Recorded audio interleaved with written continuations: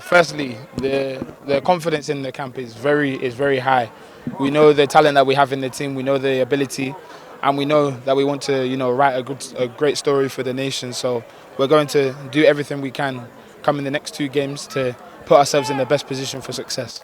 We know the last game you played, they had to take, the final minutes was a bit scary, you nearly lost it. What are the precautions that you guys have spoken about going into such a game? As a team, we're still coming together. We're still awaiting the players who have been still serving their clubs. So we're going to definitely be having conversations about the game ahead.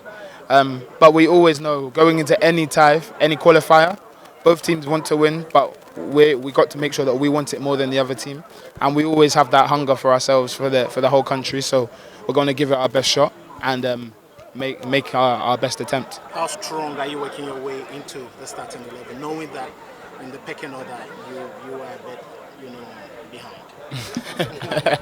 No, for me, I've never had things easy in my career.